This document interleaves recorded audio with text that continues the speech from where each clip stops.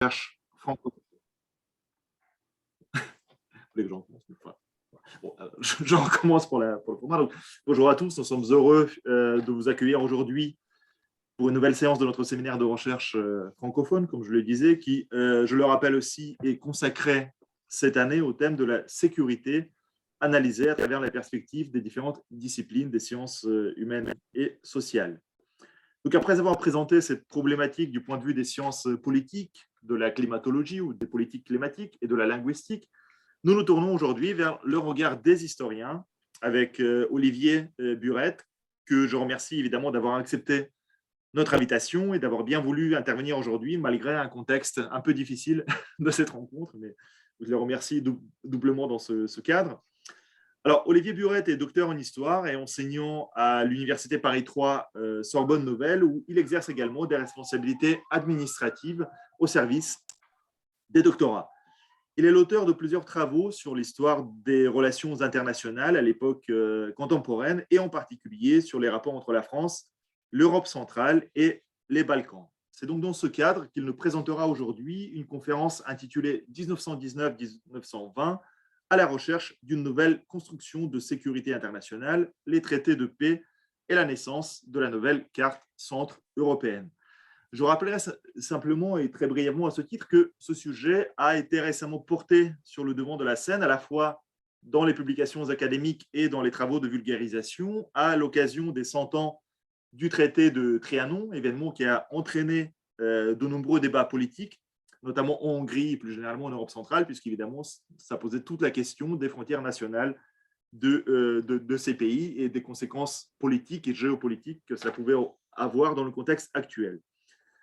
Pourquoi le contexte actuel? Parce qu'évidemment, aujourd'hui, avec la guerre russo-ukrainienne, la question des frontières, de leur fondement historique et de leur reconfiguration devient une problématique centrale, non seulement dans la rhétorique endogène des États de l'Europe centrale et orientale, mais aussi dans les rapports diplomatiques comme un élément majeur de la sécurité internationale, puisqu'on pose cette question aujourd'hui de la révision des frontières ou de la possibilité même de réaliser les frontières qui avaient été fixées soit dans la suite de la Première Guerre mondiale, comme nous allons l'aborder aujourd'hui, soit principalement après la Deuxième Guerre mondiale dans le contexte centre-européen. Donc, pour ne pas perdre du temps et sans plus attendre, je laisse la parole à notre invité, Olivier Burette, donc pour une 40-50 minutes de présentation sur la thématique. Je vous en prie. Bien, merci. Donc, merci, monsieur le directeur. Donc, puisque voilà, je vous remercie de m'avoir invité dans votre centre pour cette conférence. Je pense que donc je vérifie déjà tout le monde m'entend bien, parce que du coup je Tout suis à fait. repassé, j'ai enlevé le casque et je me suis remis sur les micros de ma webcam. Donc déjà, je regrette de ne pas être en présentiel suite à un certain nombre de problèmes divers. On ne peut pas tergiverser là-dessus. Puis je vous remercie donc évidemment, bien sûr, de votre invitation. Un projet qui nous a occupés déjà depuis quelques mois, l'investigation de Kinga, ici présente, qui est une collègue que je connais depuis justement la Sorbonne Nouvelle et l'époque donc de la, comment dire, de la soutenance de thèse, en fait, etc., dans le centre donc de recherche où nous étions. Voilà, donc le propos de ce séminaire, donc sur le concept, effectivement, le concept de sécurité. Et donc là, je reviendrai sur, en fait, dans le cadre de mon intervention, sur vraiment ce qui a concerné principalement la thèse, en fait, que j'avais faite à la Sorbonne Nouvelle, qui portait donc sur les règlements de la guerre de 14-18 et la question des réparations de la guerre de 14-18 appliquées précisément aux États alliés de l'Allemagne vaincue, Autriche, Hongrie et Bulgarie. Donc, c'est mon domaine, le domaine des traités de paix. Je travaillais déjà sur les traités de paix dans le cadre de mon DEA, hein, l'équivalent d'un master de recherche aujourd'hui, ou d'un master deuxième phase, en tout cas un master de recherche, et puis également dans le cadre d'une maîtrise aussi, et tout ça je l'avais fait à l'université Panthéon-Sorbonne Paris 1, Paris 3, c'était avec la thèse, et sous la direction, d'une professeure qui peut-être vous avez connue en Pologne, je ne sais pas, car elle a été très active dans la mise en place, après la chute du mur, justement, de toute la coopération vers l'Est. C'était Elisabeth Duréo qui a disparu malheureusement il y a 2 ans de cela déjà. Et c'était ma directrice de recherche, c'était avec elle que j'ai fait cette thèse, qu'ensuite j'ai été qualifié maître de conférence, et puis qu'ensuite j'ai fait ma carrière, si je puis dire, en double, à la fois d'enseignant à la Sorbonne Nouvelle, où j'ai 2 cours, un cours d'histoire de l'Europe centrale et un cours d'histoire des relations internationales, et les fonctions de responsable du service de doctorat que j'occupe encore à l'heure actuelle. Voilà, voilà, ça c'est pour le contexte. Alors, ce que j'ai prévu, parce que moi toujours quand je fais une intervention de ce type, j'utilise toujours beaucoup des cartes, parce que je pense qu'on peut difficilement élaborer une pensée, une présentation que j'espère la plus rapide possible, parce que je suis, hélas, assez bavard. euh, donc j'espère vraiment tenir les 45 minutes, 40-45 minutes, enfin, on va bien voir, mais vous me rappellerez à l'ordre au cas où. C'est que je pense qu'on peut difficilement expliquer comment on passe d'un espace qui, pour faire simple, hein, cet espace centre-européen, hein, qui hélas, ce directeur a évoqué tout à l'heure, la guerre russo-ukrainienne, cet espace cette notion d'Europe centrale qui est redevenue une notion géopolitique après la chute du mur en 1989. Hein. Bon, aujourd'hui, vu les événements que nous subissons tous et qui se passent aux portes de la Pologne à l'heure actuelle, hein, c'est-à-dire cette guerre effectivement russo-ukrainienne qui est si dramatique, on aura peut-être l'occasion d'en reparler dans le débat ou à la fin de mon propos, aurait tendance à redevenir une Europe de l'Est, si je puis dire, parce qu'on voyez ce terme de pays de l'Est, parce que c'était les pays qui étaient à l'Est du mur de Berlin, à l'Est du rideau de fer. Bon.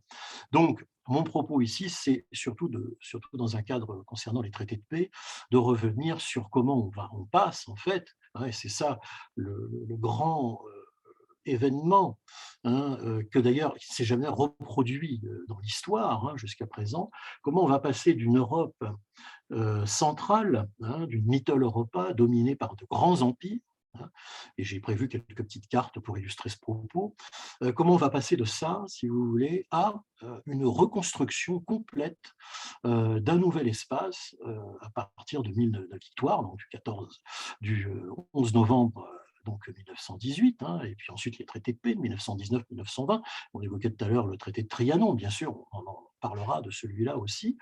Et comment on passe donc effectivement de cet espace très ancien avec j'ai ressorti ici, on le verra tout à l'heure, une carte de ce qu'on appelle le Saint-Empire, etc., l'organisation des rapports entre les États centre-européens au XVIIIe siècle, etc. Comment on passe de tout cela à vraiment une Europe des nations qui sera construite, on le sait, sur le respect du fameux principe des nationalités, du principe des droits des peuples à disposer d'eux-mêmes, qui faisait partie, je vous le rappelle, des 14 points du président Wilson, hein, président des États-Unis, au moment donc de l'entrée en guerre des États-Unis en 1917, et c'était en gros dans le cahier des charges, si je puis dire, des négociations de la fameuse conférence de la paix, hein, de 1919-1920, qu'on va peut-être détailler un peu. Et sur ce principe-là, bien sûr, eh bien, l'Europe centrale, telle que nous la connaissons encore à l'heure actuelle, va naître. Hein. Et dans le cas de la Pologne, parce que quand même, je vais forcément axer quand même mon propos sur la Pologne, ça me semble bien normal, puisque vous m'avez si gentiment invité. Pour la Pologne, on le sait, ce sera un retour, une renaissance, puisqu'elle avait disparu, comme vous le savez, elle a disparu plusieurs fois dans l'histoire, hein, évidemment, sous le joug évidemment du voisin russe, hein, évidemment, puis pour réapparaître en 1919-1920, alors qu'elle avait disparu depuis 1815, depuis le Congrès de Vienne. Hein, on se souvient bien sûr du Grand-Duché de Varsovie, hein, dont les guerres napoléoniennes avaient permis, bien sûr, la création. Hein. Il y avait aussi une disparition de la Pologne plus antérieure, sous le règne du roi Louis XV, hein, dont le roi Stanislas deviendra, dans notre histoire de France, le gouverneur, hein, de la région de Lorraine. Hein. Il y a une très jolie place à Nancy, hein, qui porte encore le nom de la place Stanislas. Hein. C'est pour ça aussi. Donc on a, nous, Français, dans notre culture historique, quand même une très, très ancienne relation amicale, hein, et profonde avec la Pologne. C'est tout à fait clair. Il y a d'autres pays, hein, il y a la Roumanie aussi, il y a quelques autres, hein, dans l'espace centre-européen, voire centro-balkanique. Hein. Mais dans le cas de la Pologne, c'est quand même, si je puis dire, une histoire déjà bien ancienne. Alors, je vais lancer mon petit PowerPoint, alors comme tout à l'heure, vous me direz si vous le voyez bien. Donc, j'ouvre l'écran partagé, je lance là mon affaire, je le partage et ici, je lance. Donc, voilà. Est-ce que c'est bon? Tout le monde le voit? Très bien, oui. C'est parfait. Donc voilà, donc ça c'est la petite page d'introduction. Et je vais donc, si vous voulez, toujours pour respecter le temps, partager en 4 phases, 4 séquences, hein, mon propos. Alors la première séquence, c'est un espace à travers l'histoire, alors avec une série de cartes pour illustrer un peu ce que je viens de dire, hein. Ensuite, eh bien, on entre dans le cœur du sujet avec, j'ai intitulé ça «Remodeler l'Europe des vainqueurs», hein. Donc il s'agit évidemment de la constitution et la réémergence de certains pays et puis la constitution de nouveaux pays, hein, suite justement au traité de paix, hein.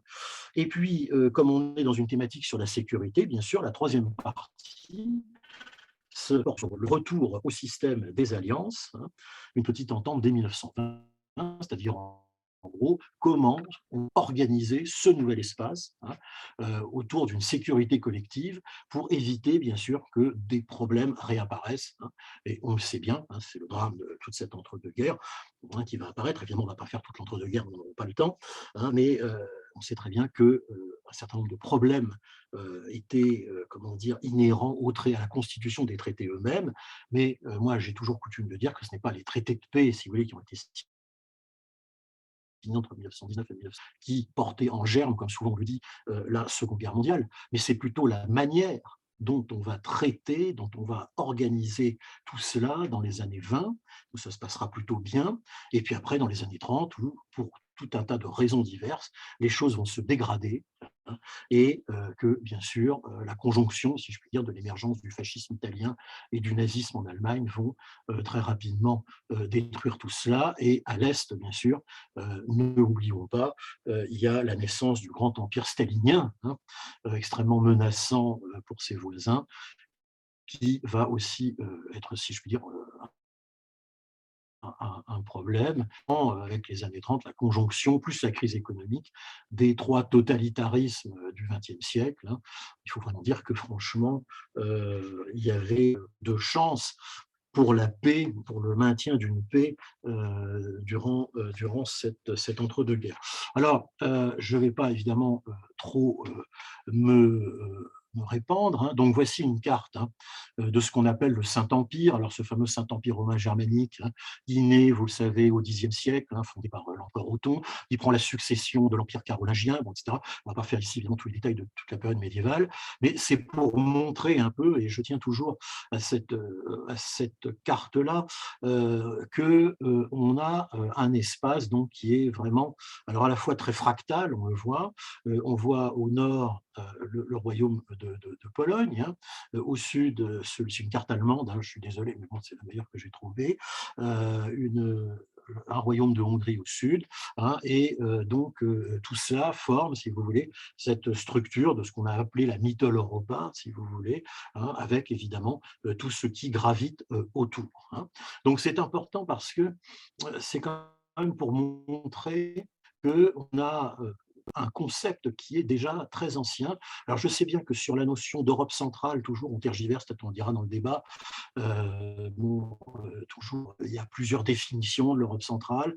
Tout le monde n'est pas d'accord pour dire que l'Europe centrale est égale à la Mitteleuropa, c'est un concept allemand évidemment, hein, c'est-à-dire Europe du centre, hein.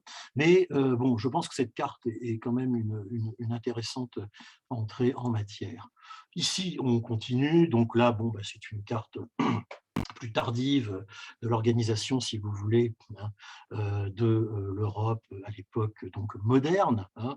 Et là, je prends l'Europe au sens large du terme, hein, où on voit bien sûr le développement de l'Empire russe, hein, bien sûr, le royaume de Prusse au nord, hein, cette grosse structure qui commence à émerger, qui est l'Empire d'Autriche, qui sera l'Empire d'Autriche-Hongrie, vous le savez, à partir du compromis austro-hongrois de 1867, mais en gros, la structure centrale désormais, c'est l'Empire d'Autriche, capitale Vienne, bien sûr, hein. hein, et qui, comme vous le voyez, et d'ores et déjà, là on entre de plein pied dans l'affaire des traités de paix qui vont tout remettre en cause en fait, hein, tout remettre en ordre, dans un ordre particulier, bien sûr cet empire d'Autriche occupe, hein, une bonne partie, hein, de l'Europe centrale, dont on parle aujourd'hui, hein, elle occupe, par exemple, ce qui sera la Tchécoslovaquie, un morceau, vous le voyez au sud, hein, de ce qui est la Croatie, vous voyez cette espèce de croissant, un peu, hein.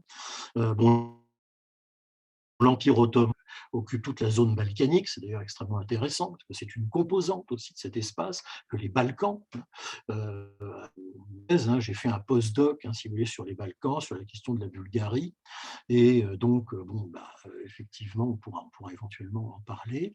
L'Empire russe, évidemment, déborde, comme vous le voyez sur une partie, avec de l'autre côté le royaume de Prusse, sur la Pologne actuelle, et puis un morceau aussi de l'Empire d'Autriche, on y reviendra, hein. La dernière fois que je suis rendu dans votre pays, c'était à Cracovie, en 2010. Alors, je ne sais pas si Kinga était dans ce séminaire à cette époque-là, mais c'était en 2010, et on sait très bien que Cracovie, Cracow, hein, à un moment donné, fait partie de l'Empire, justement, d'Autriche-Hongrie, et que l'on retrouve, c'est extrêmement intéressant, tout un tas d'éléments caractéristiques de cet empire, dans cette ville, etc. Hein, c'est aussi intéressant au niveau culturel aussi, hein, de dire que cet empire d'Autriche-Hongrie disparu, dissous complètement dans les traités de paix dont on parle aujourd'hui, eh bien, c'était aussi un espace culturel, hein, quiconque a lu Arthur Schindler, hein, etc. C'est très bien que, c'était largement décrit, hein, dans toute la littérature de la fin du 19e, début 20e, viennoise, hein, etc. Voilà. Alors, donc, je passe sur cette carte, mais elle est quand même assez significative et intéressante. Et là, voilà donc le premier empire français, hein, qui a fait la guerre à tout le monde, hein, alors, etc. Alors après, il y a des gens qui aiment Napoléon Ier ou pas, hein, c'est toujours un débat en France, hein, parce que là, on a, sur le plan historiographique, traversé toutes les commémorations, hein, du premier empire. Il y a eu beaucoup de littérature qui est sortie là-dessus, beaucoup de débats entre les historiens spécialistes de ça, le pour, le contre, hein, sur voilà, est-ce que Napoléon se sont legs, hein, si vous voulez, sur le plan international. Donc, sur le plan interne, en France, il a réformé énormément de choses sur lesquelles notre société vit toujours, hein, le code civil, etc., etc. Mais sur le plan géographique, ça nous intéresse ce soir, parce que, comme on voit sur cette carte, hein, eh bien, nous avons ici, bien sûr, le Grand-Duché de Varsovie, hein, et qui va exister, hein, pendant cette période du Premier Empire, et le Congrès de Vienne, hein, à la chute de l'Empire, hein, qui va se dérouler en 2 temps, puisque Napoléon, comme vous le savez, a les 100 jours, va revenir, donc entre 1814 et 1815, ce Congrès de Vienne, qui est en quelque sorte la dernière grande réunion internationale avant les traités de paix, hein. Je ne parle pas là des autres détails, des autres conférences internationales qui jalonnent le 19e siècle, mais c'est vraiment les 2 grands points, si vous voulez, de repère, hein. C'est vraiment ce congrès de Vienne 1815 où on redistribue les cartes. Évidemment, la France est vaincue, et évidemment, c'est terminé de la vision de Napoléon, cette vision donc d'État-nation, hein, déjà, qui sera battu en brèche. Il faudra attendre Napoléon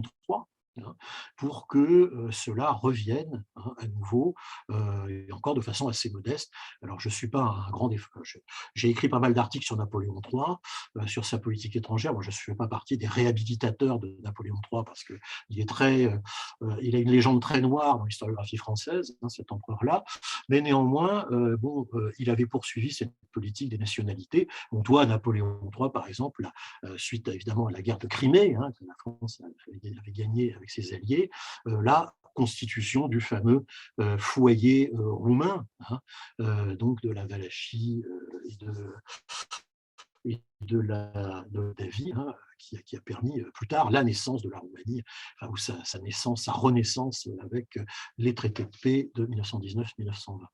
Donc voilà. Donc, cette carte est assez intéressante pour nous, parce que là, on voit que ça change, hein. Il y a toujours cette masse de l'Empire ottoman au sud, mais ça ne va pas durer, hein. Le 19e siècle commence, l'Empire ottoman va entrer en déclin, hein, et comme vous le savez, progressivement, hein, il va refluer, hein, pour ne plus être sur le plan européen que dans la région de Constantinople. Tout le reste, c'est la renaissance des États-nations balkaniques, et ça va avoir lieu avant les traités de paix, déjà dès le 19e siècle, la Bulgarie, la grande révolte en Grèce au début du 19e siècle, etc., etc. Bon, je ne m'étale pas parce que sinon nous allons pas avoir le temps. On continue. Voici une carte. Alors cette fois-ci, c'est le 19e siècle. Donc là, on arrive sur la quatrième carte, et après on va passer sur la deuxième partie sur les traités de paix. Bon, alors celle-là, c'est un grand classique sur le plan des cartes d'histoire de la période. Donc on voit très bien, donc là on est bien sûr après 1870, l'unité allemande, la France de Napoléon III est vaincue, c'est la fin du Second Empire, sous la Troisième République. L'Alsace-Lorraine passe côté allemand. Ici, nous avons donc l'œuvre, si je puis dire, de Bismarck. Alors, j'ai une petite chaîne YouTube que celles et ceux qui nous suivent pourront consulter. Cette chaîne s'appelle Parlons Histoire. Et dans cette chaîne, je fais des petites featurettes historiques sur des points divers. Enfin, je fais ce qui me plaît. Enfin, j'ai mis mes cours aussi, puisque pour cause de Covid, n'est-ce pas, pendant 2 ans, tous nos cours ont été obligatoirement mis en visio. Donc j'ai fait des petits cours en ligne d'une heure 20, 1h30. Et donc, j'avais fait un topo sur Bismarck. Et donc, Bismarck, évidemment, c'est le fameux chancelier de fer. C'est lui qui, donc, sous l'Empire, enfin, sous le royaume de Prusse, bien sûr, va mettre en place toute cette politique qui va permettre la naissance de cette énorme masse que l'on voit sur l'écran ici, qui est l'Empire allemand, donc, qui est proclamé, comme on le sait, dans la Galerie des Glaces du château de Versailles en 1870. J'insiste sur ce point, car la signature du traité de Versailles, par exemple, dont on va parler tout à l'heure, eh bien, cette signature du traité de Versailles se fera, elle aussi, dans la Galerie des Glaces du château de Versailles, à l'endroit même où avait été proclamé cet empire allemand. C'est vraiment la revanche de 1870, c'est-à-dire de 14. Enfin, dans bien des écrits, dans bien des interprétations françaises que l'on peut voir, que l'on a dans l'historiographie. Bon, aussi, évidemment, l'Empire russe, qui, alors bien sûr, c'est presque une tarte à la crème, mais comment ne pas faire de lien, d'ailleurs c'est très difficile de ne pas faire de lien avec l'actualité, mais qui, comme vous le voyez, bien sûr, englobe une partie de la Pologne actuelle, et la Biélorussie, et puis bien sûr aussi l'Ukraine. Tout ça, c'était dans l'Empire des Tsars. C'est pas moi qui le dis, c'est Hélène Carrère d'Ancos. Je crois que c'est un auteur français bien connu, une élève de Jean-Baptiste Durosel, très grande historienne des relations internationales, Hélène Carrère d'Ancos, dont je crois qu'on doit relire et relire son ouvrage qui s'appelle La gloire des nations, et parce que Carrère d'Ancos avait, bon élève, connaissant les forces profondes de l'histoire des relations internationales, de la vieille école française de l'histoire des relations internationales, fondée par Pierre Renouvin, développée ensuite par Jean-Baptiste Durosel. Si je le dis là, c'est parce que j'en suis moi modestement issu, puisque j'ai fait mon DEA et ma maîtrise dans l'Institut Pierre Renouvin, qui avait été créé à l'université de Paris Panthéon-Sorbonne. Et ma directrice de recherche, Elisabeth Duréau, dont je parlais tout à l'heure, a fait sa thèse avec Jean-Baptiste Durosel, thèse bien connue sur Édouard Daladier, qui gravite beaucoup sur 1938, etc. Ce n'est pas le propos de ce soir, mais je pense que c'est important de le rappeler, parce que cette théorie des forces profondes dans les relations internationales, c'est vraiment quelque chose de transversal et qui concerne bien sûr l'histoire du XXe siècle, mais l'histoire aussi bien avant et ce qui se passe encore à l'heure actuelle un peu partout et pas que dans cette guerre russo-ukrainienne. Donc là, on voit donc cet empire russe, et puis au sud, ça c'est un peu le résultat de l'œuvre, d'une partie de l'œuvre de la politique étrangère de Napoléon III.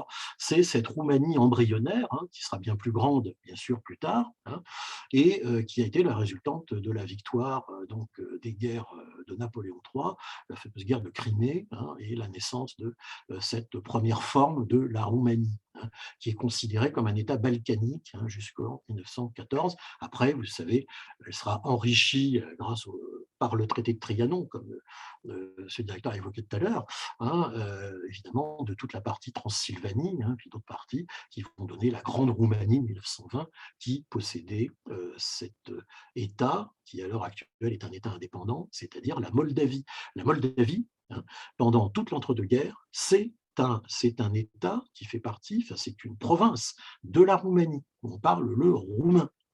Voilà pourquoi, à l'heure actuelle, c'est un point de tension extrême dans cette situation extrêmement grave de guerre qui a lieu dans la région. Donc, je ne développe pas, ce n'est pas le propos de ce soir. Et puis au sud, évidemment, on voit ces États qui se sont libérés de l'Empire ottoman, donc le petit royaume de Bulgarie qui est en train de se mettre en place, la Serbie, et puis là, bon, dans 1970, donc il y aura d'autres parties, la Macédoine, etc., qui vont le Monténégro, l'Albanie, qui vont elles aussi devenir indépendants au XIXe siècle. Si vous voulez, la carte du sud-est européen, qui fait partie de cet ensemble au sens large de l'Europe centrale, cette carte, donc, en 1914, au moment où il y a l'assassinat de l'archiduc à Sarajevo, ce qui va déclencher le processus de la guerre de 14, on va y venir, eh bien, cet espace, si vous voulez, balkanique, tel qu'il est aujourd'hui, après la dissolution de la Yougoslavie, les 10 ans de guerre de Yougoslavie, de 1990 à 2000 environ, eh bien, ressemblait exactement, à trait pour trait, à ce qu'il était en 1914. C'est quand même intéressant. Entre-temps, oui, de 1918, si vous voulez, à 1990, il y avait là le fameux État des Slaves du Sud, dont on va parler tout à l'heure avec les traités de paix, la fameuse Yougoslavie. Voilà, qui n'existe plus à l'heure actuelle, c'est redevenu ce qu'on appelle les Balkans dits de l'Ouest, qui est un terme que je trouve horrible, mais enfin bon, c'est comme ça qu'on le dit dans les médias, les Balkans de l'Ouest, sachant qu'il y a des Balkans de l'Est, n'est-ce pas, qui, écoutez, à l'heure actuelle, les Balkans de l'Est, c'est en gros la Bulgarie. Voilà. Bon. Donc voilà pour cette carte, je pense qu'elle est intéressante et bien sûr au milieu, j'ai gardé pour la fin, c'est l'Empire d'Autriche-Hongrie. Bon, oui, vous comprenez que cet empire va disparaître totalement à la faveur des traités de paix, c'est un peu le propos de ce soir quand même. Il va disparaître au profit justement il va complètement disparaître. L'Empire allemand ne disparaît pas. Il y a la République de Weimar qui va apparaître, l'Allemagne va perdre des territoires, bien sûr, notamment au profit de la recréation de la Pologne, on le sait, tout comme pour la Russie, qui va sortir en 1917 de la guerre de 14 à faveur de la révolution bolchevique, traité de Brest-Litovsk. Mais l'Autriche-Hongrie démembrée, ça c'est vraiment le principal fait, si vous voulez, de ces fameux traités de paix, et ça va nous faire rentrer dans la deuxième partie. Voilà, bon, il me reste un petit quart d'heure, donc ça me va. Voilà. Et donc cette Autriche-Hongrie, si vous voulez, va être dissoute, démembrée, va rester une toute petite Hongrie, on va quand même l'évoquer tout à l'heure, et puis toute petite République d'Autriche, qui deviendra un État de locuteurs allemands, bien sûr, et qui, dès le début, si vous voulez, cette Autriche qui va naître en 1918-1919, cette Autriche, si vous voulez, sera d'ores et déjà un État qui sera en danger en cas de retour du nationalisme en Allemagne. Et comme vous le savez, c'est évidemment ce qui va se produire au début des années 30, et ça se terminera par l'Anschluss en mars 38. On le sait, on connaît bien cette histoire. Donc, remodeler l'Europe des vainqueurs, deuxième partie. J'ai fait une longue partie introductive, mais je pense que c'est quand même important. Alors, remodeler l'Europe des vainqueurs. Alors là, on va essayer de faire, je ne vais pas vous ressortir de tous mes cours, parce que ça correspond à peu près à 3 cours, donc à 4h30 à peu près de cours. Évidemment, il est hors de question de faire ça ici. Voilà, mais donc je condense.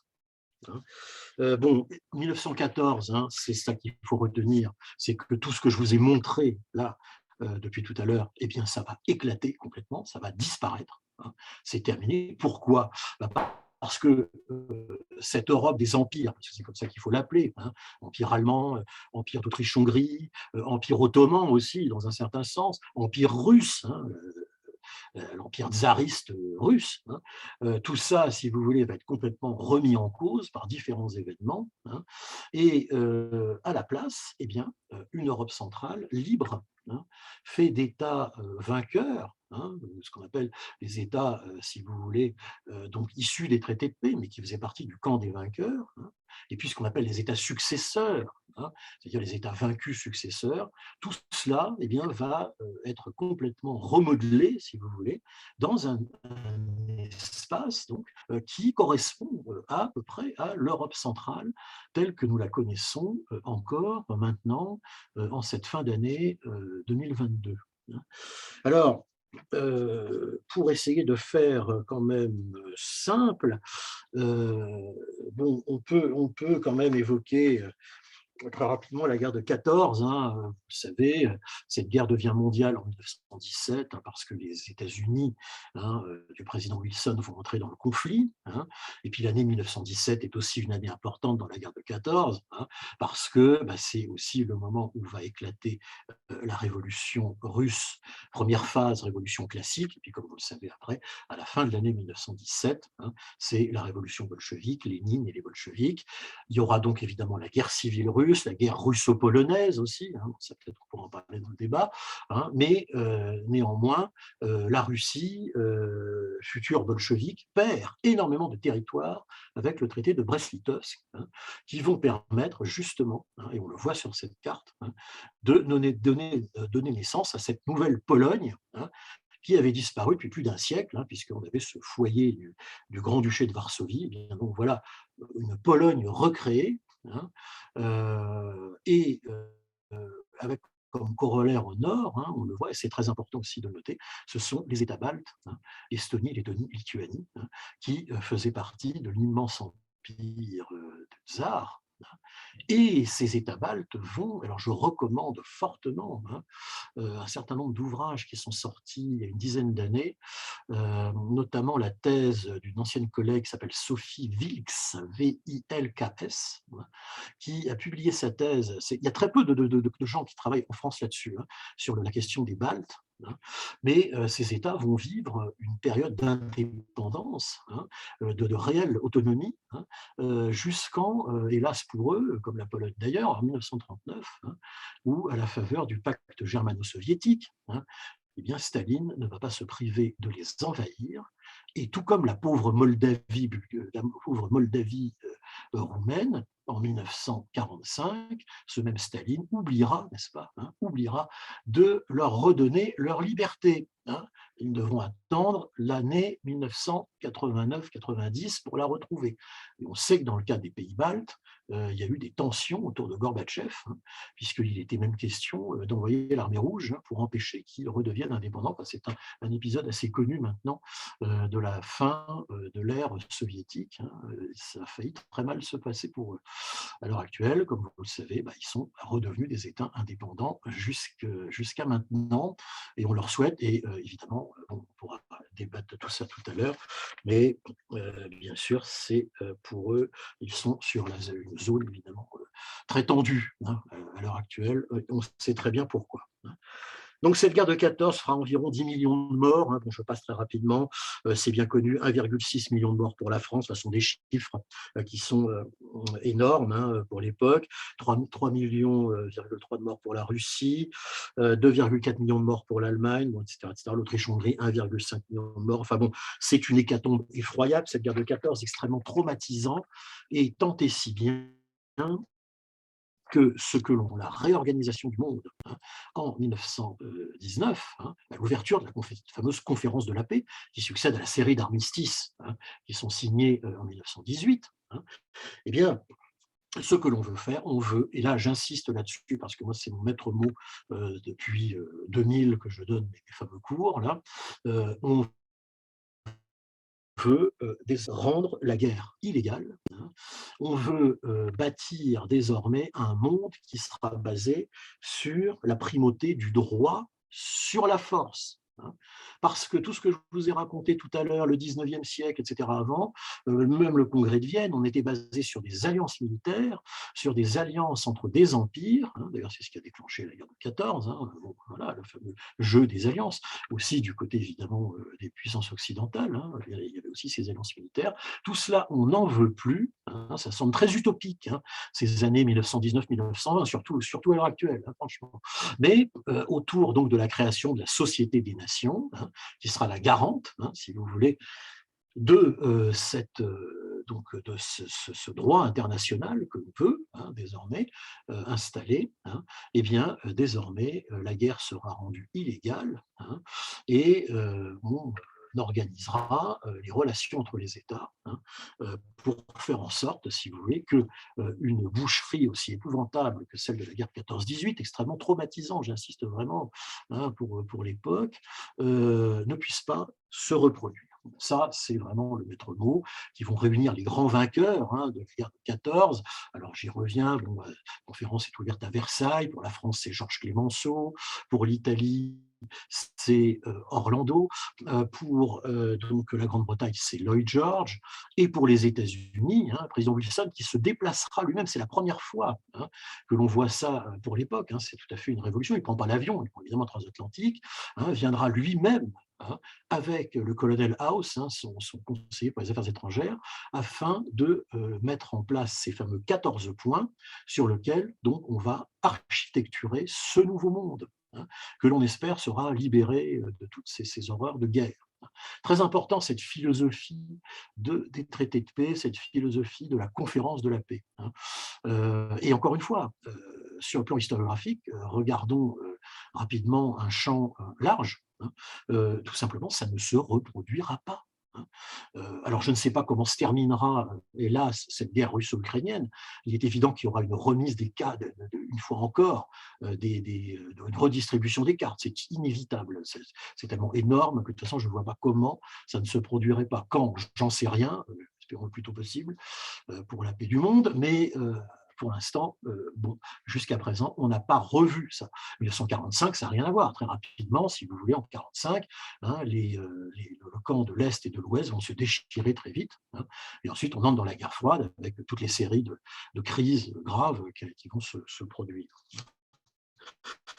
Alors, regardons cette carte, donc, on a des États nouveaux qui n'existaient pas du tout, qui n'ont jamais existé. C'est la Tchécoslovaquie, au centre, qui fera partie de ce système de sécurité dont on va parler tout à l'heure, qui sera la triple entente.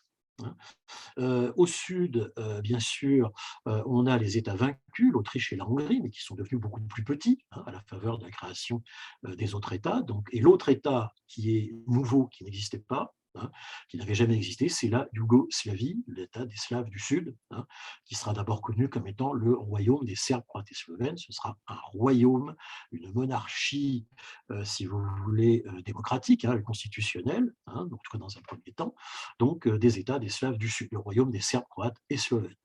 Et la Tchécoslovaquie au centre. Et puis ensuite, on a les États, si vous voulez, qui sont alors, les petits États baltes au nord, effectivement, qui n'avaient pas d'indépendance, en tout cas pas avant ça s'est remonté très loin au Moyen-Âge, évidemment. La Pologne, qui est recréée, une Roumanie qui est agrandie, une Bulgarie, donc, qui est évidemment un État vaincu, puisqu'il est allié de l'Allemagne, et qui donc désormais a dû se réduire tant soit peu.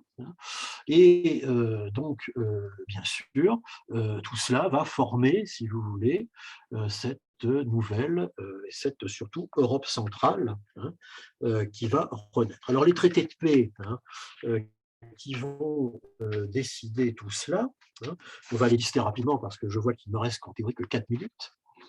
Mais bon, je ne sais pas, ça je parle sous le contrôle du président de séance, vous me direz. Non, on peut vous laisser un petit peu plus, on peut vous laisser 10, même 15 minutes si vous voulez bien, on a commencé un petit peu plus tard. Donc, D'accord, alors vous me donnerez le stop. Vous arrêterez, ne vous inquiétez pas. Vous me ferez des grands signes, comme ça je ralentisse mon propos. Alors bon, les fameux traités. Donc, bon, j'ai évoqué tout à l'heure les aspects généraux de cette conférence de la paix, le principe des droits à disposer d'eux-mêmes, donc que les États-Unis, c'est pas qu'ils l'imposent, mais si vous voulez, ça fait partie du cahier des charges de leur participation à la guerre qui a été décisive. Il ne faut pas oublier qu'il y a l'entrée en guerre des États-Unis qui est décisive, effectivement, en 1917, dans la victoire des Alliés, si vous voulez, dans la guerre de 14, mais il y a un autre aspect et je ne peux pas ne pas en parler parce que j'ai organisé en 2018 une exposition là-dessus. J'ai été commissaire d'exposition d'une exposition sur l'armée d'Orient. L'armée d'Orient, ce n'est pas une armée qui est à l'orient, située dans des pays orientaux, c'est cette armée, si vous voulez, française et essentiellement franco-britannique, disons interalliée, qui, en 1915, si vous voulez, avait été envoyée pour forcer ce qu'on appelle ici le détroit des Dardanelles, puisque la Turquie, hein, l'Empire ottoman de l'époque, la Turquie, qui deviendra la Turquie ensuite évidemment en 1923, hein, donc qui était le centenaire l'année prochaine, hein, eh bien, cette armée donc interalliée est envoyée en 1915, c'est un échec, hein, et les débris de l'armée interalliée vont être au nord de la Grèce, si vous voulez. Ce sera le nom de cette armée d'Orient, et cette armée d'Orient va passer à l'offensive à la fin de l'année 1918, hein, au mois de septembre, et va percer, si vous voulez, le front sud, hein, des puissances centrales, hein. Donc il y a la grande offensive de Foch à l'automne 1918, hein, donc celle-là on la connaît, hein, c'est l'offensive de la victoire, hein. Et puis au sud, il y a cette grande offensive de l'armée d'Orient. C'est important, hein, c'est d'avoir pris, si vous voulez, en tenaille, hein, les puissances centrales. Ce qu'on voulait faire en 1914, hein, avec la Russie tsariste, hein, puisque évidemment les États, hein, occidentaux étaient alliés, hein, franco-britanniques, avec la Russie. Bon, vous savez comment ça se termine en 1917. Donc c'est important de le retenir. Et donc ces fameux 14 points donc, de Wilson sont très importants là-dedans, hein. Et puis, autre aspect général de ce monde qui va naître au début des années 20, donc c'est effectivement les fameux traités de paix. Alors les traités de paix vont, si vous voulez, comporter tous, hein, un point important, c'est qu'ils seront assistés de ce qu'on appelle le comité d'études. Alors, comité d'études, moi j'avais écrit dans mes jeunes années, j'étais en DEA, un article là-dessus. Et je l'ai mis en ligne d'ailleurs récemment sur ma page sur Academia, et je sais qu'Inga l'a mis dans l'annonce, la référence de cette page. Si vous voulez retrouver quelques articles que j'ai commis sur les différentes années, vous pouvez aller les consulter librement sur cette page. Ça, c'est juste en passant, mais ce comité d'études, en fait, était une structure d'experts constituée, si vous voulez, et présidée par un géographe français qui s'appelait Emmanuel de Martonne, personnage extrêmement important. C'était un géographe français, c'était le gendre du grand géographe français qui était Vidal de la Blache, grand géographe donc de la fin du 19e siècle. Et Emmanuel de Martonne, si vous voulez, va inventer avec ce comité d'études, en gros, l'école de géopolitique française. J'avais écrit ça dans la revue Hérodote, qui est une revue de géopolitique qui est bien connue. Si vous voulez lire cet article, vous pourrez le lire. Là, je n'ai pas le temps de vous le résumer. Mais néanmoins, de Martonne et ses experts vont conseiller, si vous les ministres plénipotentiaires, membres donc évidemment des comités d'organisation de ces traités de paix, pour évidemment retracer, c'est là extrêmement intéressant, retracer la carte de la nouvelle Europe centrale qui va naître. Ça, c'est très intéressant. Donc, ce sont des géographes qui, si vous voulez, vont faire de la politique au sens propre du terme pour justifier que telle frontière devra passer par là ou par un autre endroit. C'est extrêmement intéressant parce que ça va quand même avoir des conséquences. On le sait bien sur toute la période de l'entre-deux-guerres, ça. Donc voilà, donc ça c'est important de savoir qu'il y avait cette structure. Et puis la naissance de deux structures, donc la Société des Nations, je l'ai évoqué tout à l'heure, et la fameuse Commission interalliée des réparations de guerre, sur laquelle j'ai fait ma thèse. Cette commission interalliée des réparations, qui était une structure internationale, le siège étant à Paris, et qui était chargée de collecter les réparations. Alors allemandes, bien sûr, mais moi je n'ai pas travaillé là-dessus. Été écrit par un très grand professeur, bien plus éminent que moi, qui s'appelle Georges-Henri Soutou. Voilà. Mais moi, j'ai travaillé sur la question des réparations hongroises, autrichiennes et bulgares, qui m'ont ensuite amené à me spécialiser sur la Bulgarie. Voilà, donc ça, on pourra peut-être en reparler tout à l'heure, mais ce sont les deux structures internationales que créent, si vous voulez, les traités, que crée la conférence de la paix en tant que telle, qui vont exister pendant tout l'entre-deux-guerres. En gros, la SDN, on sait, disparaît à la faveur de la création de l'ONU, il n'en reste plus grand-chose dans les années 30. Cette commission des réparations disparaît au début des années 30. Elle sera reprise ensuite par une banque qui s'appelle la Banque des règlements internationaux, dont le siège est à Lausanne, en Suisse. hein.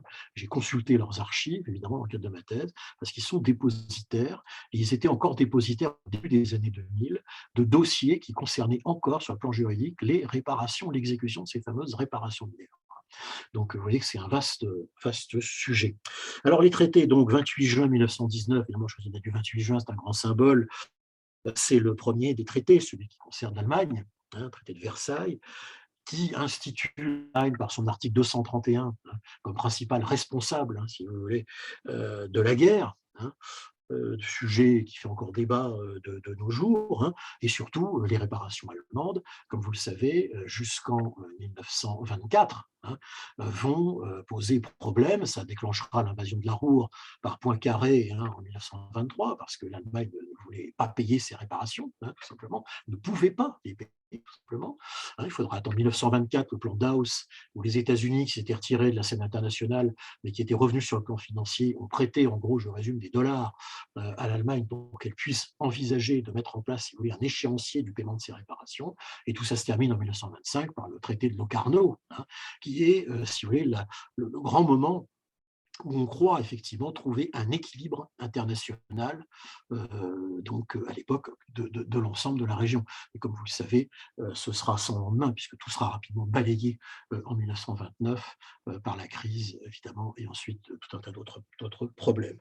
Donc, la question principale du traité de Versailles, ça va être évidemment des réductions territoriales de l'Allemagne, mais beaucoup moins que pour l'Autriche et la Hongrie, bien sûr, mais il y aura ces réductions territoriales au profit de la création de Pologne. Ce sera le même cas bien sûr, des territoires gagnés à l'Est, avec évidemment le traité de Brest-Litovsk qu'on a parlé tout à l'heure, et puis surtout la question des réparations qui va empoisonner vraiment les débats internationaux pendant des années après la fin de la Première Guerre mondiale. Le traité de Saint-Germain-en-Laye, 10 septembre 1919, ce traité, c'est celui qui concerne le démembrement de l'Autriche. Donc l'Autriche et la Hongrie s'étaient séparées avant la fin de la Première Guerre mondiale, je vous le rappelle. Plein de révolutions éclatent en 1918 à la faveur des armistices, révolution qui éclatera à Budapest, révolution à Vienne, des révolutions évidemment qui sont dans le sillage, et ça fera très peur aux chancelleries occidentales, bien sûr, dans le sillage de l'émiettement, de l'éparpillement, si je puis dire, de la révolution bolchevique, parce que la révolution bolchevique, avec les premiers bolcheviques autour de Lénine, c'est la révolution mondiale.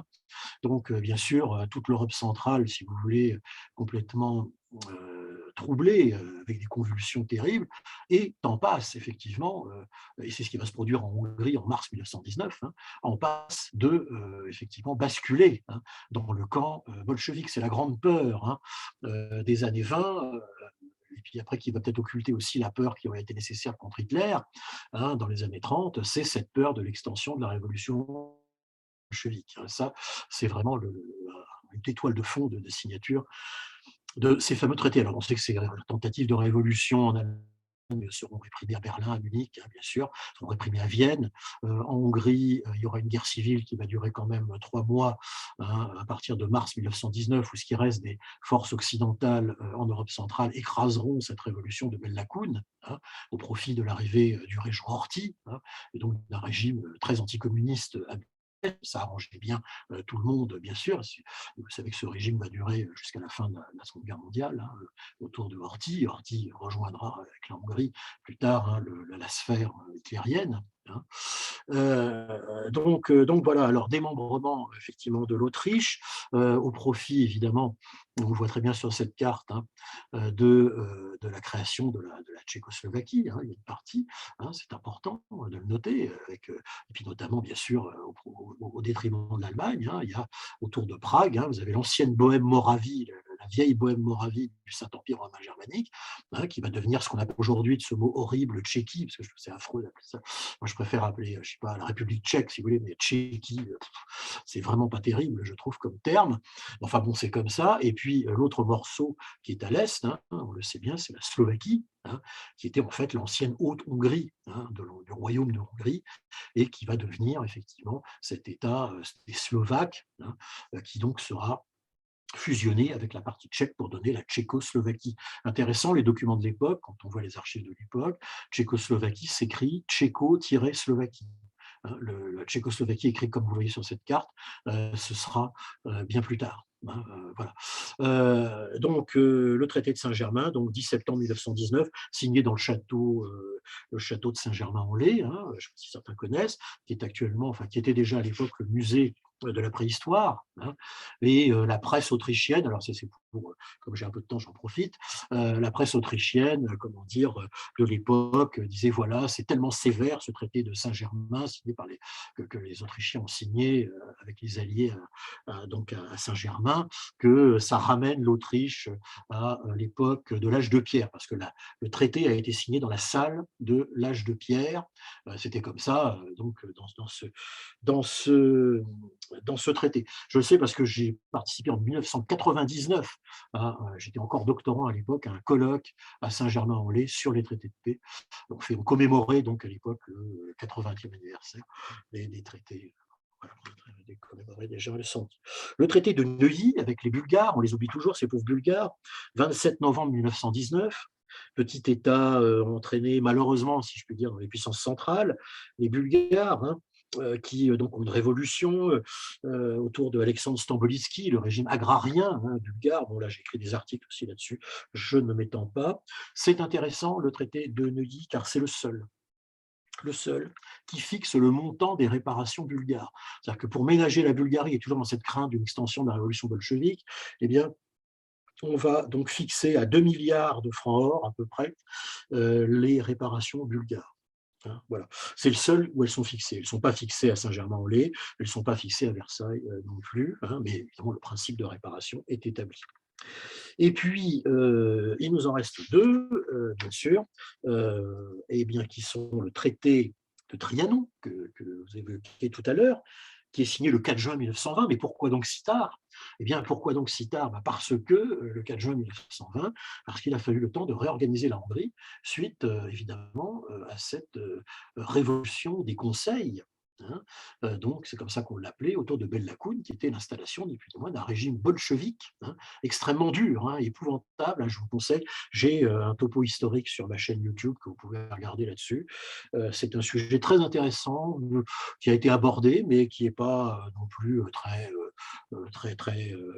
comment dire, très populaire. Quoi. Bon, mais c'est une révolution terrible, cette révolution de mars 1919, hein, où vraiment va tenter de s'installer un régime d'inspiration bolchevique. Hein. C'est le seul cas, hein, en Europe centrale où va vraiment s'implanter quelque chose. Hein. Et il faudra quand même une guerre très dure pour le détruire, hein. Donc au sens propre du terme. Hein. Donc le régent Horthy, soutenu par les Alliés, donc, écrase cette révolution. Réorganisation de la Hongrie dans un régime, la terreur blanche, un régime très violemment anticommuniste. Vous imaginez l'atmosphère des purges terribles à ce moment-là. Et donc, c'est que le 4 juin 1920, hein, que la Hongrie, si vous voulez, qui est la grande punie, hein, franchement, bien plus que l'Allemagne, hein, quelque part, de cette période, il faut bien le reconnaître. Hein, ça ferait plaisir peut-être à M. Orban de dire ça, mais n'empêche que c'est quand même. Il utilise, bien sûr, hein, cet aspect-là, bon, peut-être qu'on peut en parler dans le débat, je ne sais pas, qui passe quand même de 283 000 km², je le rappelle toujours, avant 1914, à 93 000 km². Ce pays perd 200 000 km² de territoire, hein, au profit de tous les États tout autour, hein, bien sûr. Bon, voilà, c'est comme ça, hein, ça a été décidé comme ça, vu comme ça. Alors souvent on dit c'est Clémenceau qui se vengeait, etc. Enfin tout ça c'est des légendes historiques complètement ridicules. C'est tout simplement que sur le plan géopolitique, tout simplement, bah, effectivement la Hongrie était un royaume particulièrement colonisateur, hein, des États voisins, et que ça a duré depuis très longtemps, depuis le Moyen-Âge, hein, et que donc, bon, bah, effectivement, de fait, si vous voulez, le retraçage des frontières lui a été extrêmement défavorable, c'est plutôt ce que je pense. Hein. Donc, sa population, hein, le dernier recensement, je crois, de 1911, 18,2 millions d'habitants en Hongrie, alors la partie hongroise de l'Empire, hein, plus que 7 millions, hein, en 1920, et où ils sont passés les 11 millions de Hongrois, ils ne sont pas morts, ils sont tout simplement à l'extérieur, ça devient des minorités. Et voilà un des grands problèmes du début des années 20 aussi avec la question des réparations allemandes, c'est quoi? Ça va être le problème des minorités. Donc, quand je fais mon cours sur l'histoire de l'Europe centrale au second semestre tous les ans, je fais une séance entière sur la question des minorités parce qu'elle est essentielle, cette question, pour comprendre les problèmes de l'entre-deux-guerres en Europe centrale. Ça va expliquer de la crise des Sudètes à malheureusement l'affaire de Danzig, bon, j'y reviens pas évidemment, on va en parler là, mais bien sûr, ça a été utilisé par Hitler. Hein. Il y a bien sûr les questions des minorités hongroises, et puis des tensions avec la Grande Roumanie, particulièrement enrichie évidemment du territoire de la Transylvanie précédemment hongroise. Hein. Tout ça va créer évidemment un monde en 1920, et c'est très important pour le propos et peut-être pour arriver vers la conclusion de ce que je souhaitais dire ici, un monde centre-européen qui va être quand même extrêmement instable. Certes, c'est un moment de grande victoire pour les Occidentaux, hein, parce que toute l'Europe centrale, et ça on va le retrouver qu'en 1989, hein, 1989-1990, va falloir attendre des décennies pour que ça revienne. Hein. Et là, à l'heure actuelle, malheureusement, ça n'en prend pas le chemin. Hein. C'est ça le problème aussi. C'est pour ça qu'on est dans une période quand même si pesante actuellement. Hein. Tout ça, État vaincu et État vainqueur, c'est le triomphe des démocraties partout. Hein. On le revivra historiquement qu'au début des années 90. Hein, et on sait que ça a commencé par la Pologne, hein, qui est le premier pays qui, après la chute du mur de Berlin, hein, a retrouvé la liberté, hein, autour de je crois qu'il vit toujours d'ailleurs, le premier président qui était, alors je prononce à la polonaise, c'est Lech Walesa, nous en français on dit Lech Walesa, c'est Lech Walesa, voilà. Bon, voilà, hein, et depuis, on n'a pas revu, hein, on n'a rien revu de tout cela. Donc, c'est vraiment très important, ces questions des traités de paix, souvent jugées comme poussiéreuses, ennuyeuses, comme les années 20, etc. Mais pourtant, c'est une clé, moi je le pense, pour comprendre justement toutes les forces profondes historiques qui vont traverser tout cet espace jusqu'à aujourd'hui, hein, tout simplement. Dernier des traités, 10 août 1920, le traité de Sèvres, c'est le fin de l'Ottoman, qui, comme vous le savez, il y aura d'autres traités plus tard, puis la naissance, évidemment, de la Turquie, de Mustafa Kemal Atatürk. Ça, c'est ce qui se passe donc après. Alors, sur les années 20, écoutez, très simple de dire, hein, et je ferai le 4 qui sera la conclusion rapide. Hein. Sur les années 20, on l'a un peu évoqué tout à l'heure, hein, qu'est-ce qui va se passer dans les années 20? Eh bien, c'est que très rapidement, hélas, hein, si on peut dire, on va en revenir, hein, évidemment, au système des alliances parce qu'on craint l'extension de cette révolution bolchevique et les Franco-Britanniques et surtout la France, hein, veut absolument stabiliser, hein, ce système diplomatique, le verrouiller, si vous voulez, ce système d'alliance diplomatique, ce glacis issu de la victoire d'États démocratiques, hein, qui pour l'instant ont comme principale inquiétude, évidemment, l'évolution de ce qui se passe à l'Est, c'est-à-dire dans la future URSS qui est en train de naître. Hein. Et qu'est-ce qu'on va faire pour ça? Eh bien, nous allons faire. Ce n'est pas une carte muette à chaque fois, c'est la seule carte que je connaisse qui existe de la petite entente, hein, signée tout de suite au début des années 20, la petite entente. Hein.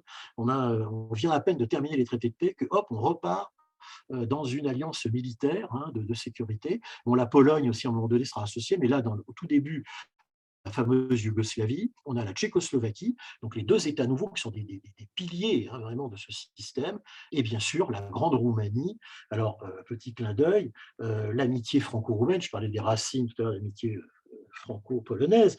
Dans le cas de la Roumanie, vous le savez, ça remonte, je crois l'avoir démontré, à Napoléon III, et bien sûr aussi à l'entrée de la Roumanie dans la Première Guerre mondiale en 1916. C'est toute l'œuvre du fameux général français Berthelot, hein, qui jouera un rôle tout à fait capital, hein, dans justement la création de cette future Grande Roumanie, de ce futur État. La Roumanie ne sera jamais aussi grande, hein, que durant l'entre-deux-guerres. Hein. À l'heure actuelle, et je ne fais pas de teasing vers Madame Sandou, la présidente actuelle de la Moldavie, hein, mais jusqu'à l'heure actuelle, effectivement, la Moldavie, actuellement ancienne république soviétique, hein, du temps de Staline, eh bien, est toujours un État indépendant et tellement menacé ces derniers temps quand Odessa, hein, était sous le feu, peut-être encore d'ailleurs, hélas, des missiles de M. Poutine.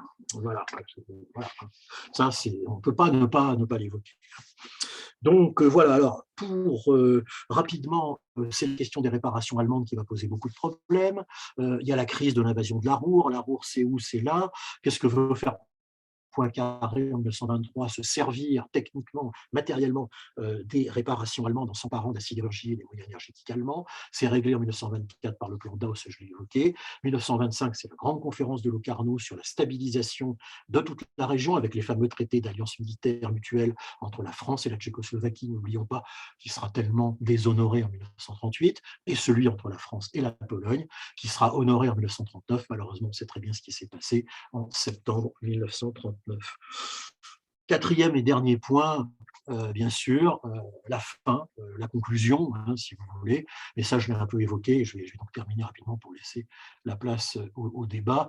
Je suis désolé d'avoir un peu débordé, mais bon, voilà.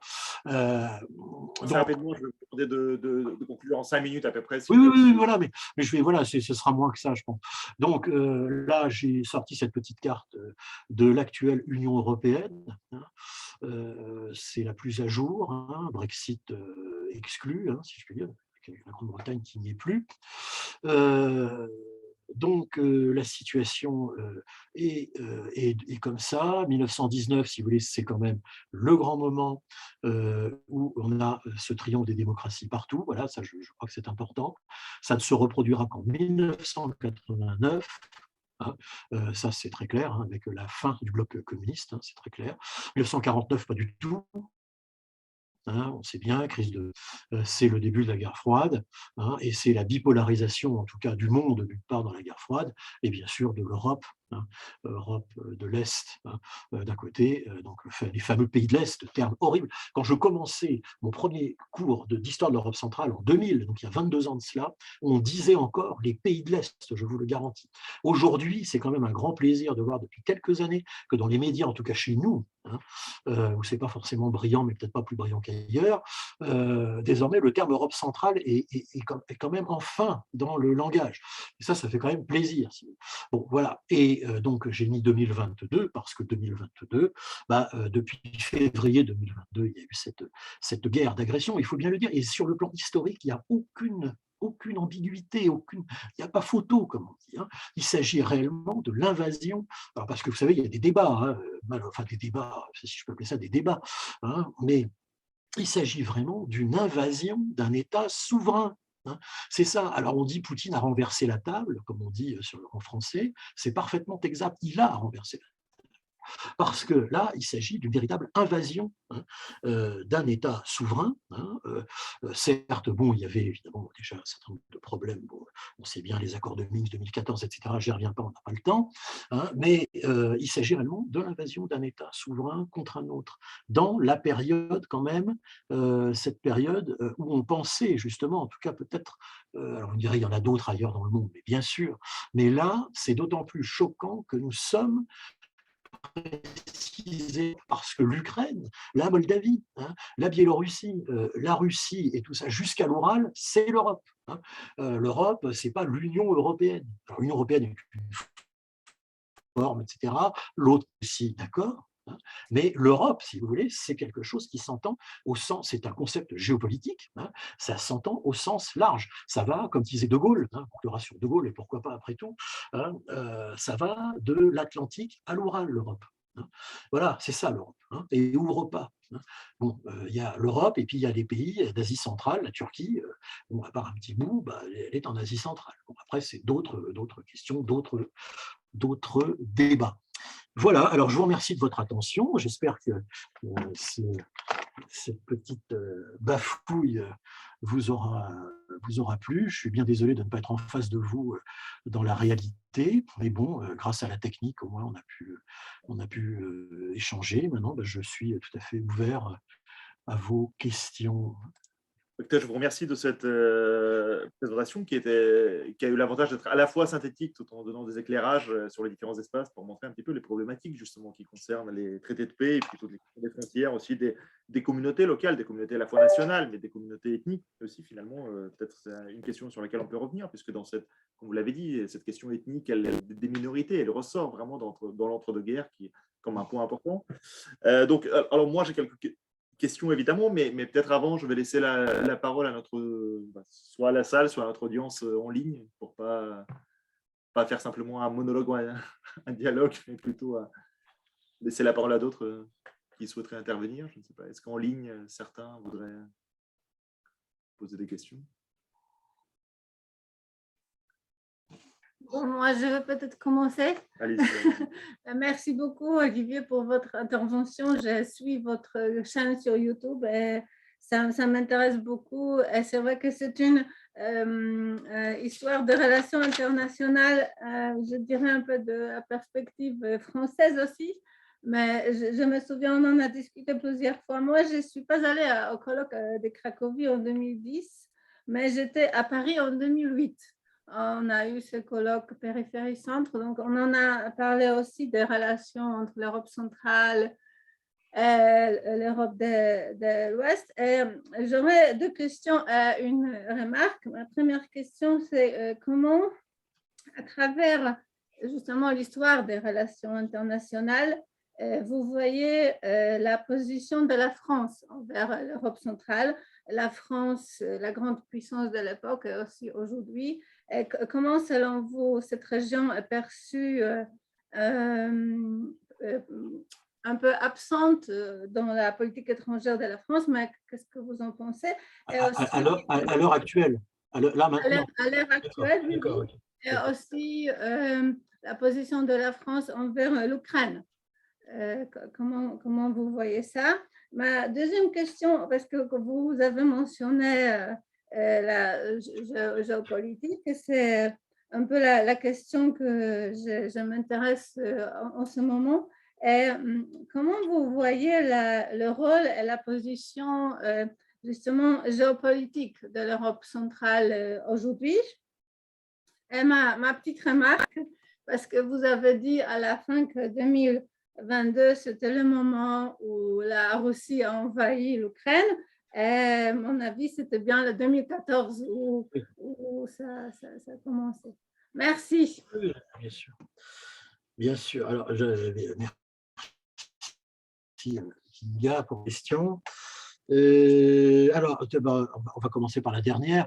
Alors, sur votre remarque sur l'invasion russe, alors 2014, alors je sais bien évidemment que c'est cousu de fil blanc, mais bon, il s'agit officiellement que les Russes ont soutenu effectivement les fameux séparatistes, etc., des régions de Donetsk et Louhansk, etc., et qui avait donné, et là c'est assez intéressant peut-être de revenir là-dessus, sur ce qui avait donné lieu aux fameux accords de Minsk 1 et 2, hein, qui n'ont pas été appliqués, mais qui étaient en fait, vous me direz ce que vous en pensez, mais à mon avis, de créer un État fédéral ou confédéral qui n'était pas vraiment, en tout cas ce que j'imagine, le gouvernement de Zelensky certainement contre ça, quoi.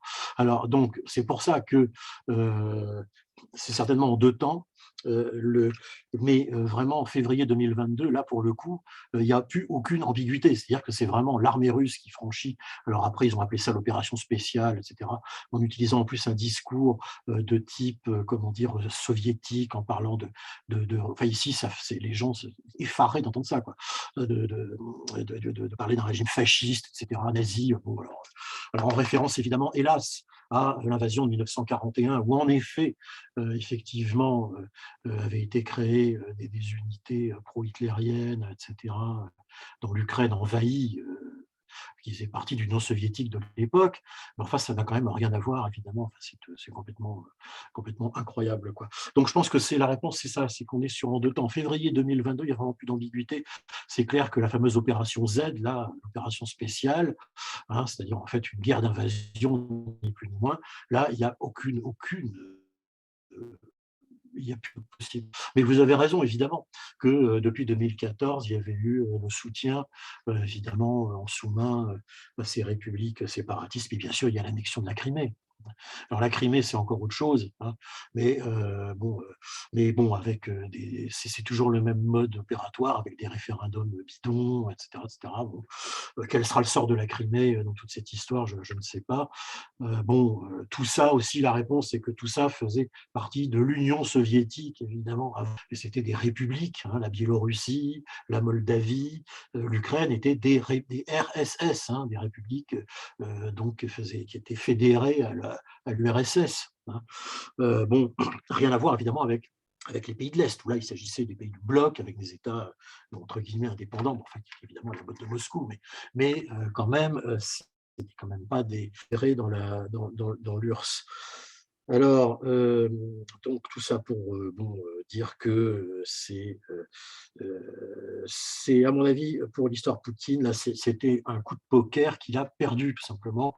On voit bien ici, je vous la recommande d'ailleurs, une chaîne d'information, un vlog, comme on dit, qu'un Français a lancé. Ce monsieur s'appelle Xavier Titelman. On le trouve très facilement sur YouTube, qui fait un journal. Ça s'écrit je crois que c'est Tytelma2N. Voilà.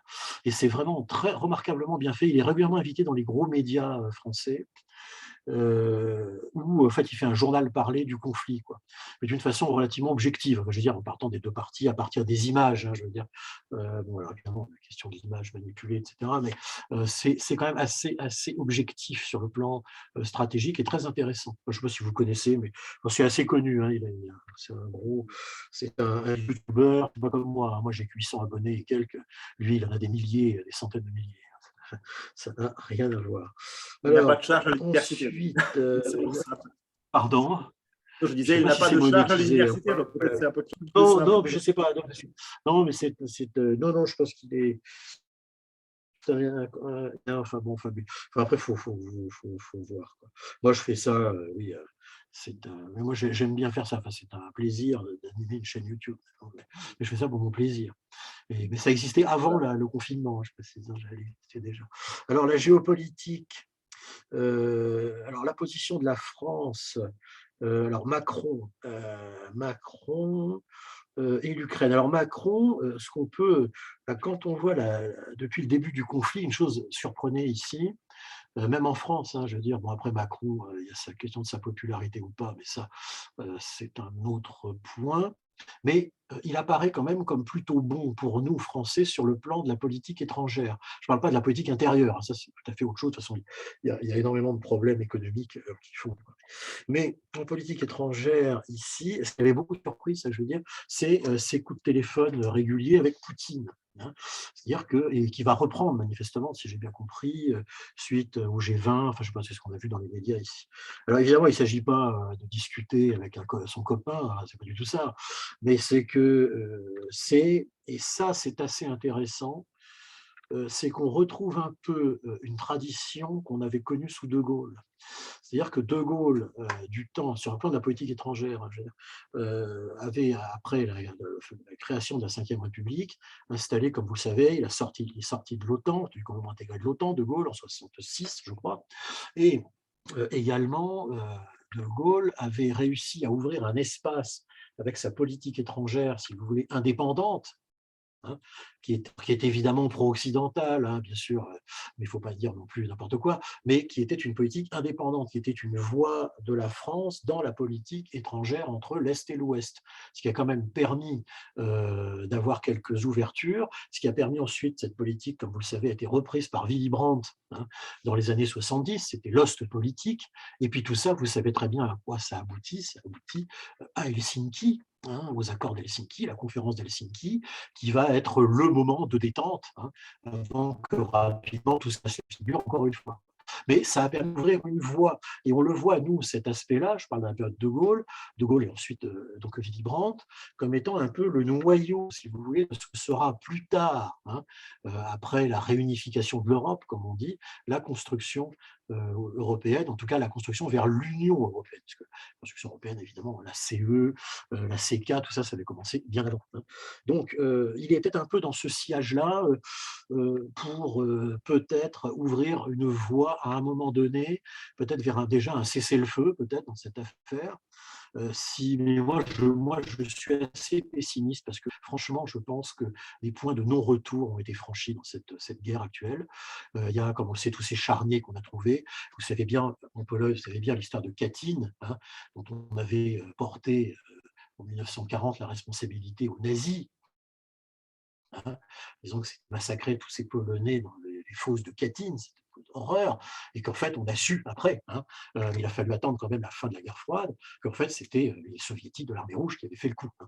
Donc bon, Bouchta, etc., tout ce qui commence à se développer sur les crimes au moins des crimes de guerre, hein. Et après, c'est le tribunal international qui le dira, qui ont été commis, si vous voulez. Je ne dis pas qu'il n'y en a pas de part et d'autre, hein, parce que ça a quand même un aspect aussi de guerre très fratricide, si c'est une guerre. Moi, c'est ce que je dis toujours, c'est une guerre qui est tout à fait atypique, ce conflit, enfin c'est mon analyse. Hein. On est à la fois, ça fait penser à l'invasion de l'Afghanistan en 79. Ils sont quand même restés 10 ans hein, en Afghanistan, les Russes, donc ils ont quand même de quoi faire. Hein. Bon. Évidemment, un désastre total, cette invasion de l'Afghanistan. Ça fait penser aussi à des aspects guerre civile, tels qu'on l'a vu la dernière fois qu'il y avait une guerre. C'est pas comme Macron l'a dit en 1945. Non, la dernière fois qu'il y a eu une guerre aussi meurtrière et aussi horrible, avec des génocides avérés, hein, bah, c'est la destruction de la Yougoslavie. Hein. C'est 300 000 morts. Hein. Et encore, on n'a pas terminé de comptabiliser tous les morts de cette guerre de dissolution de la Yougoslavie, Kosovo, guerre bosniaque, enfin tout l'empilage hein, de 1990 au début des années 2000, et où l'OTAN est intervenue. Hein. Là, pour le coup, en bombardant, on était en 2000. Hein, enfin, vous savez bien, en bombardant Belgrade, etc., etc., parfois en se trompant en allant bombarder. Je sais parce que moi, en 99, j'avais un colloque à Varna et ça avait été annulé parce que par erreur, l'OTAN avait bombardé une partie de l'aéroport de Sofia, donc en Bulgarie, pas très loin. Et bon, ça, c'est un des épisodes de cette guerre. Donc oui, ça fait penser aussi à ça. Il y a beaucoup de choses. Hein, et ça remue énormément de problèmes divers. Hein. Donc voilà, alors il y a eu ici, on a montré qu'il y avait une position Macron très en avance dans ce conflit. Il a animé, c'est sûr, alors je ne parle pas de l'OTAN, mais il a animé vraiment, électrolysé, peut-on dire, l'Union européenne, c'est-à-dire l'organisation des 24 autour de tous ces aspects, de tous ces problèmes, des questions énergétiques, etc. Il est apparu vraiment, je pense, comme un élément plutôt positif. Voilà. Mais ça, c'est le point de vue que nous, Français, on a. Hein. Je ne dis pas qu'il peut être critique, parce que l'Union européenne, c'est 24. Hein. Il y a 24 avis différents. Hein. Voilà. Bon. Donc voilà, alors, sinon, il y avait votre question sur la géopolitique et la position de la France vis-à-vis de l'Europe centrale à l'heure actuelle. Alors là, on retrouve quand même, on retrouve bien, je trouve, justement ce que j'ai évoqué sur l'entre-deux-guerres, c'est-à-dire on retrouve ces relations, entre guillemets, assez privilégiées avec la Tchécoslovaquie, donc avec la Tchéquie, si vous voulez, enfin, avec les anciens alliés, hein, voilà, les Roumains aussi. Hein. Un seul exemple, je parlais de l'armée d'Orient tout à l'heure, où sont déployés à l'heure actuelle le corps expéditionnaire que la France a envoyé au cas où, en appui, dans le cadre si par malheur le conflit ukrainien débordé, entre guillemets, eh bien, ils sont à la frontière moldave. C'est-à-dire que l'armée française est installée là où se trouvaient leurs ancêtres d'il y a un siècle de l'armée d'Orient. Et ça, je ne sais pas s'il y a eu beaucoup d'articles écrits là-dessus ou des investigations médiatiques, mais c'est un symbole vraiment très fort. Là. Voilà, parce que pendant un certain temps, rappelez-vous, on a cru que les Russes allaient s'emparer d'Odessa. Ensuite, évidemment, il y avait la Transnistrie, où se trouve toujours la 8e armée russe de la période de Boris Yeltsin, n'oubliez pas. Donc là, il y avait, ça a été à un moment donné un hotspot, ça, dans le conflit, hein, où ça aurait pu déborder. Alors, je ne peux pas non plus, suite à votre question, ne pas évoquer, je terminerai là avec ma réponse, la question de cet incident, de ces missiles qui sont tombés à la frontière entre la Pologne et l'Ukraine. J'ai des collègues polonaises, hein, qui m'ont bombardé de SMS dans la nuit du lundi au mardi quand c'est arrivé. Hein. Bon, alors, depuis, je ne sais pas, peut-être vous pouvez me répondre ou pas, j'en sais rien, mais depuis, on a parlé d'un faux tir, enfin d'une erreur de ciblage, enfin je ne sais pas quoi, enfin, une sorte de bavure entre guillemets. Je ne sais pas du tout ce qu'il en est, mais franchement, là, moi, j'ai tressailli parce que le mardi matin, je regardais les médias, comme tous les matins, enfin, les chaînes d'infos, Euronews, etc. Et on voyait passer des messages de soutien de la France et de la Grande-Bretagne, je cite, ces messages disaient « Nous donnons tout notre soutien au peuple polonais, etc. etc. » On avait l'impression de relire des messages ou de se retrouver dans l'ambiance de septembre 1939.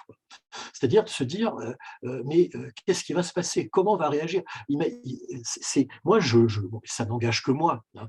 Alors, je ne veux pas faire le conspirationniste ou je ne sais quoi, c'est pas ça. Mais moi, j'ai pensé, en tout cas, au début de cette histoire, qu'on était dans une opération sous faux drapeau. Voilà, c'est aussi simple que ça. Et la Pologne, en septembre 1939, a été victime d'une opération sous faux drapeau. La fausse attaque du poste de frontière de Gleiwitz, hein, où en fait c'était une opération organisée par les services de sécurité nazis, hein, qui ont fait croire que les Polonais attaquaient ce poste frontière, hein, afin de provoquer un incident, hein, et bien sûr déclencher la Blitzkrieg, hein, que la Pologne a subi de plein fouet en septembre 1939. Hein. Donc moi j'ai mauvais esprit, mais j'ai craint que ce soit ça. C'est-à-dire une manière de tester la réaction de l'OTAN. Et vous avez vu tout de suite, quand même, vous avez vu que la réaction de l'OTAN, elle ne s'est pas fait attendre. Hein, elle a été tout de suite de faire redescendre la tension tout de suite dans cette histoire. Alors, à l'heure actuelle, je ne sais pas, je crois que l'investigation n'est pas terminée sur cette affaire, il y a quand même eu 2 morts, je crois. J'espère, je veux croire que ça n'était qu'un incident, comment dire, une erreur de tir des Ukrainiens. Enfin, j'ai du mal à croire que les artilleurs ukrainiens tirent des missiles vers l'ouest, si vous voulez. Moi, quand Poutine envoie des tonnes de missiles venant de l'est, on tire vers l'est, pas vers l'ouest. C'est bizarre. Pas bon. Voilà, on comment savoir, hein, voilà. Peut-être réagir à ça, je ne sais pas ce que vous en pensez. Vous, alors maintenant. Merci de la réponse. Là, encore une fois, je vous remercie. Alors évidemment, ce sont des thématiques sur lesquelles je pense qu'il faudrait faire une intervention ça à part, et puis on pourrait en discuter assez longuement. Enfin, je ne vais pas y réagir tout simplement parce qu'il ne reste plus beaucoup de temps et on a une question en ligne et donc qui revient sur la période que vous avez traitée. Et puis moi, peut-être, j'ajouterai une question pour gagner un petit peu de temps sur la même période également. Donc, je vous lis la question en ligne. Je ne sais pas si vous la voyez. Donc, quelles innovations ont changé l'économie de l'Europe dans les années 1920 ? Qui a le plus profité de l'après-guerre en matière d'économie? Merci pour l'ensemble de la présentation et pour la réponse. Et c'est pour ma part une question très brève aussi, parce que vous avez dit effectivement que la mise en place de la SDN, c'est une façon, en quelque sorte, d'affirmer ou de réaffirmer la primauté du droit sur la violence, en tout cas sur la violence militaire. Et puis, donc j'aurais une question, si vous voulez, double en quelque sorte. D'une part, est-ce que cette réflexion, est-ce que c'était une nouveauté de l'après-guerre, ou est-ce que finalement c'était une suite des démarches et des négociations qu'il y a eu avant la Première Guerre mondiale, puisque finalement, avant la Première Guerre mondiale, on voit aussi qu'il y a tout un mouvement de pacifisme, comme on l'a appelé, où il y a véritablement des conférences de juristes qui considèrent qu'on peut très bien finalement éviter la guerre en se mettant d'accord, en mettant en avant justement toutes les questions de droit international. Et finalement, en 1914, on voit que ça ne marche pas du tout, en quelque sorte. Donc, est-ce que c'est la suite de ce qui a été fait avant la guerre, ou est-ce que c'est une nouveauté qui est la conséquence de la guerre, d'une part? Et d'autre part, vous avez dit aussi, justement dans cette question de la SDN, donc il y a évidemment il y a la volonté d'affirmer la primauté du droit, mais quel est finalement l'élément qui est censé garantir la sécurité? Parce que le droit, c'est une manière de négocier, c'est un outil en quelque sorte. Mais finalement, on voit aussi qu'il y a la question des minorités et des ethnies que vous avez évoqué également, qui se met en place dans l'entre-deux-guerres, puisque les États essayent de se réformer, mais ce sont, pour la plupart, en tout cas pour l'Europe centrale, ce sont des États multiethniques. Et du coup, est-ce que, par exemple, la politique d'assimilation qui est mise en place dans la Pologne de Pilsudski, mais qui est mise en place aussi en partie en Hongrie, dans d'autres États, est-ce que c'est une des manières locales de garantir cette sécurité, ou est-ce que c'est simplement une sorte de conséquence des régimes autoritaires qui se mettent en place? Donc évidemment, j'ai bien conscience que ce sont des points assez discutables aussi, mais quel est votre point de vue? Enfin, ce serait intéressant de voir comment est-ce que vous voyez l'évolution qui a eu lieu dans cet entre-deux-guerres, en réalité. Alors, donc, je vais répondre de Oui, Martha, qui oui, c'est ça. Alors, sur les années 20, les pays qui en ont le plus profité. Alors évidemment, il y a ça à coup sûr, puisque les années 20 sont connues comme étant les années folles, hein, il y a la relance économique des pays occidentaux, de la France et de la Grande-Bretagne, c'est-à-dire la reconversion des industries de guerre, hein, pendant 4 ans, dans des industries, donc évidemment les industries normales de la paix. Hein.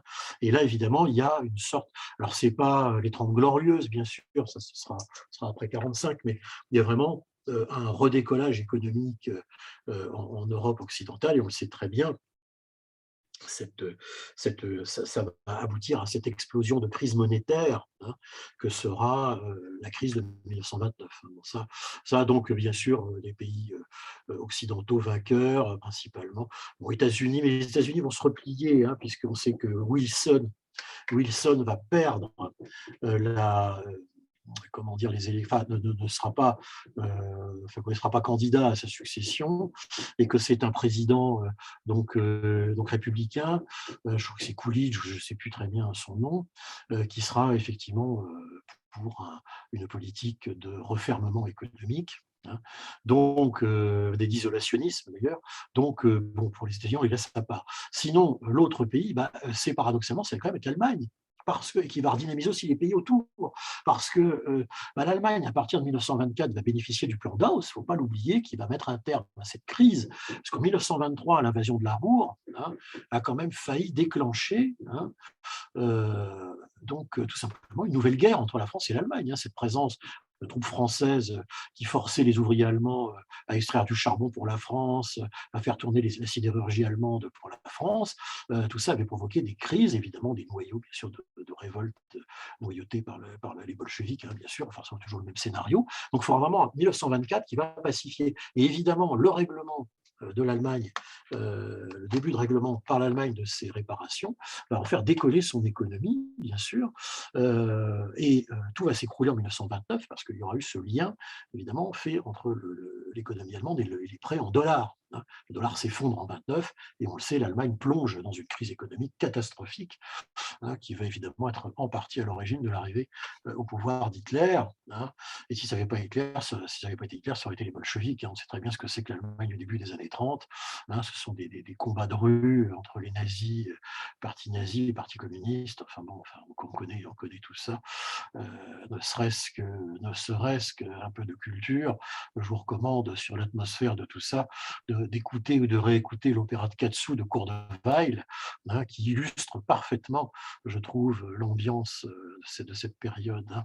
Donc voilà à peu près pour la réponse, dans le sens où justement l'Allemagne, évidemment, ça va redynamiser la région, les pays limitrophes, bien sûr, et qui, bien sûr, en 1929, quand tout va s'écrouler, seront aussi les premiers aussi à beaucoup en subir les conséquences. Alors, pour votre question, donc, sur la SDN et ses origines, alors, mais tout à fait, la SDN, alors je crois que c'est, que je ne dise pas de bêtises, déjà dans les philosophes allemands qui avaient esquissé cette idée, je crois que c'est Emmanuel Kant, hein, mais je ne suis pas sûr, ou Hegel, je ne sais plus lequel des deux, mais déjà dans les réflexions intellectuelles, sa pensée philosophique du 19e siècle, en effet, l'idée de créer une société des nations existait déjà. Hein. hein. En France, on a notamment Victor Hugo aussi, hein, qui avait beaucoup pensé aussi, alors lui, c'était plus l'idée européenne, hein. Mais oui, c'est bien sûr qu'il y a des racines à cette idée d'organiser les nations entre elles. Alors, sur les moyens de coercition pour faire appliquer évidemment tout ça, eh bien, vous allez rire peut-être, enfin, je ne sais pas si c'est drôle, mais enfin, peut-être pas vraiment, mais que la SDN, alors bien sûr, comme vous le savez, n'avait pas les moyens militaires, hein, pour agir, hein. Il n'y avait pas de Conseil de sécurité non plus, il n'y a pas tout ça, hein. C'est vraiment une assemblée à Genève, etc., au Palais des Nations, hein. Donc, je vous recommande d'ailleurs, hein, il est très bien conservé. Si vous allez à Genève, on trouve là beaucoup de témoignages émouvants de cette période, le palais de Wilson, en fait, etc. Tout ça au bord du lac, là, c'est très intéressant à visiter. Et donc, les moyens, bah, c'était surtout des sanctions. Et on a quand même ce cas de l'invasion, le premier grand coup de théâtre, hein, qui est l'invasion par Mussolini de l'Éthiopie, une invasion, une guerre pure d'agression contre un État complètement souverain, un des rares États en plus souverains de l'Afrique, hein, de l'époque, hein, qui était encore largement coloniale. Eh bien, la SDN, bien sûr, a protesté, bien sûr, il y avait des sanctions économiques, hein, l'embryon des sanctions économiques qu'on connaît, hein. Mais pas de moyens, pas de casque bleu, pas de moyens. Pourtant, on le sait aussi, les questions de sécurité collective, d'armée collective, etc., seront largement débattues dans les années 20 et dans les années 30. Et moi qui vous parle, là, c'est vraiment très ancien. J'ai travaillé sur un des politiciens, des diplomates de l'entourage de Clémenceau, qui sera président du Conseil plus tard dans l'entre-deux-guerres. Il s'appelait André Tardieu, hein, j'ai travaillé sur Tardieu, moi.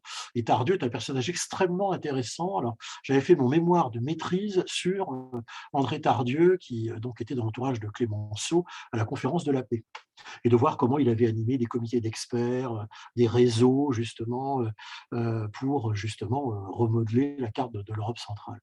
Je crois que ça s'appelait les règlements des affaires d'Europe centrale à la conférence de la paix.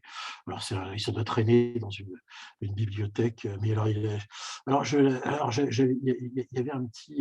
j'avais un petit label éditorial il y a bien longtemps de ça, il y a plus de presque 20 ans de ça, même plus, où ces choses-là étaient publiées, mais c'était ultra confidentiel. Donc, bon, peut-être que j'ai encore l'archive de ce mémoire, mais bon, voilà. Donc, ces gens-là avaient porté ce qu'on avait appelé le plan Tardieu dans l'entre-deux-guerres, qui est bien connu, et qui était en effet une tentative de constituer une sorte d'armée collective, enfin, etc., un embryon un peu, ce qu'on n'a toujours pas, hein, et le conflit ukrainien, là, a remis le doigt dessus, le Brexit aussi d'ailleurs avant, hein, ce qui n'existe toujours pas, c'est-à-dire d'armée, c'est-à-dire de pilier sécurité de l'Union européenne, une armée collective, une véritable armée collective, pas les forces de projection. Nous ne l'avons pas encore, on dépend de l'OTAN, donc des États-Unis, etc., etc. Et c'est bien là tout le problème, parce que, comme vous le savez, Joe Biden l'a encore répété, je ne sais pas ce qu'il est sorti de la visite, enfin, il n'était pas terminé encore officielle de Macron aux États-Unis, qui a commencé aujourd'hui ou hier, mais il n'est pas question du tout que les États-Unis envoient les boys en Europe, hein, les GI, pour aller libérer l'Ukraine. Enfin, on n'en est absolument pas là, quoi, je veux dire. Bon, après, si ça tourne mal, peut-être, mais si ça tourne mal, vous savez très bien que ça ne peut pas se limiter à une petite guerre, comment dire, entre guillemets, européenne ou quoi. C'est évident, on serait dans un casus belli dit nucléaire. Alors bon, voilà. Ça aussi, ça fait partie des craintes, hein, de la fin de cette année. Bon, après, voilà, il y a beaucoup de paramètres qu'on ne connaît pas. Moi, j'avais répondu à une interview qui est aussi sur ma chaîne YouTube, c'est Kinga a vu, au début du conflit. Donc évidemment, ça date parce que forcément, quand on est sur un truc d'interview, j'avais donné cette interview en mars 2022, évidemment, l'analyse n'est pas la même, hein, qu'aujourd'hui, par exemple. Mais bon, il y a quand même, de toute façon, toute situation de guerre est incertaine. Et comme vous le savez, on sait toujours pourquoi on commence les guerres. on ne sait jamais comment elles finissent, hein, c'est bien connu. Bon, voilà. Donc l'historien peut donner une analyse, peut-être comme on l'a fait un peu ce soir, sur les pourquoi de tout ça, quels sont les mécanismes qui se sont mis en place. Mais après, voilà, le reste, pour le moment, on ne peut pas trop. Moi, je suis incapable de vous le dire comment tout ça finira, quoi. Mais je crois que ce serait déraisonnable d'aller s'imaginer, de dire comment ça finira, quoi. C'est Je pense que absolument personne impossible. n'est capable aujourd'hui, effectivement. Oui. Ouais. Olivier, écoutez, je vous remercie énormément pour votre réponse. Je vous remercie également pour votre intervention. On va malheureusement s'arrêter là puisqu'on a dépassé déjà le temps qui nous avait été alloué. Donc, écoutez, merci beaucoup. Merci à notre public aussi. J'espère que peut-être un jour, on aura quand même l'occasion de nous voir en présentiel, comme on Oui, dit, ça finira par à arriver. Varsovie Il ne faut pas exagérer. ou à Paris, peut-être, dans le. Oui, dans l'autre mais sens. pourquoi pas, bien sûr. Voilà, donc, écoutez, nous vous remercions tous et nous vous souhaitons une très bonne soirée. Je vous dis peut-être à bientôt. Oui, ça, sans doute, mais bien sûr, faut être optimiste, parce que sinon, Voilà, au moins sur ce point-là académique, on rien. peut Ça être un peu coûte plus rien. optimiste. Ça coûte rien. Voilà. Bien. Merci à tous. Merci beaucoup. Au revoir Olivier. Merci. Merci. Merci beaucoup. Merci. Au Au revoir, revoir. Alicia et Kinga. Au revoir. Au revoir.